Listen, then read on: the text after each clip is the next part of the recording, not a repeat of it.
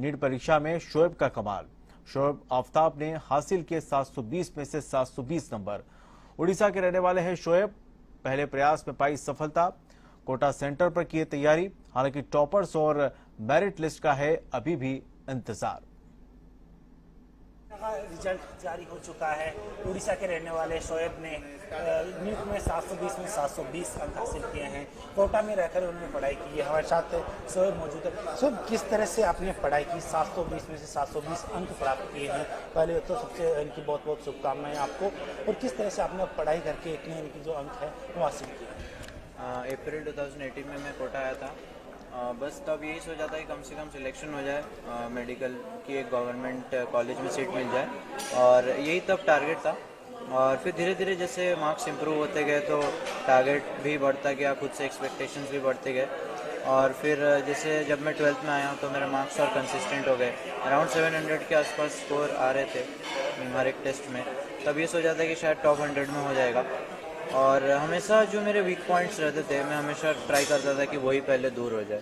और जो भी मेरे डाउट्स थे उनको मैं क्लियर कर लेता था। मैं व्हाट्सएप से सारे टीचर से कनेक्टेड रहता था और उनको मेरे डाउट्स भेज देता था और वो रिजॉल्व कर देते। सर, कोरोना संक्रमण था, लॉकडाउन लागू हो गया था मार्च से ही। ऐसे में किस तरह से पढ़ाई की आपने? टीचर्स का किस तरह से गाइडेंस रहा? परिजनों का किस तरह से गाइडेंस रहा इसमें? जैसा कि हमारे टीचर्स ने भी कहा, हमारे फैमिली मेम्बर्स ने भी कहा, मैंने ज़्यादा जो मेंटली जो कोरोना को खुद पे हावी होने नहीं दिया। और यही था कि पढ़ाई पे ही ज़्यादा फोकस रहता था, उतना ज़्यादा सोचता भी नहीं था इस बारे में। और जब पहली बार जब नीट पोस्टपोन हुआ तो दिमाग में यही था कि हमें और ज़्यादा टाइम मिल रहा है पढ़ने को। और जब सेकेंड टाइम भी नीट पोस्टपोन हुआ तब थोड़ा दिमाग में ऐसा हुआ कि शायद इस साल नीट ना हो। उस टाइम पे एक छोटा सा ब्रेक लिया था 4-5 दिनों का, जब मैं ज़्यादा पढ़ा नहीं।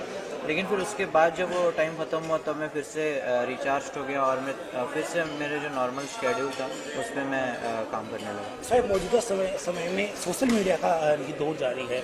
ऐसे में किस तरह से सोशल मीडिया से दूर रहे? किस तरह से सोशल मीडिया का आपने उपयोग किया? किस तरह से सोशल मीडिया पे एक्टिव रहे? सोशल मीडिया से दूर रहना ये ज़रूरी नहीं है, उसको अच्छे यूज़ में लेना ज़रूरी है।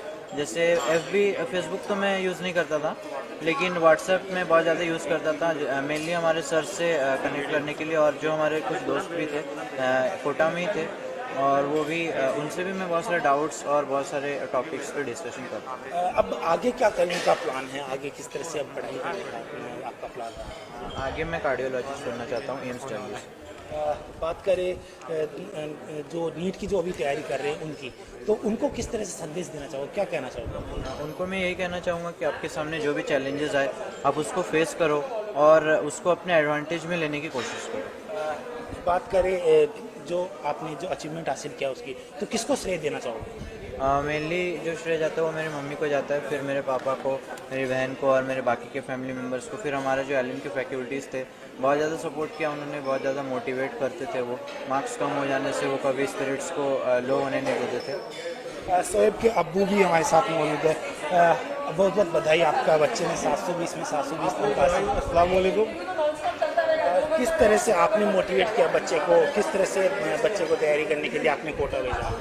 बच्चे तो शुरू से ही जहनी थे, अच्छे पढ़ते थे, और जो हमें थोड़ी सी बैकिंग देनी थी हमने दिया, और बस उसकी मेहनत और उसकी ईमानदारी आज आपके सामने में है। आप प्रॉपर उड़ीसा के रहने वाले हैं, क्या व्यवसाय करते हो? बच्चे को किस तरह से आपने पढ़ाई के लिए प्रेरित किया?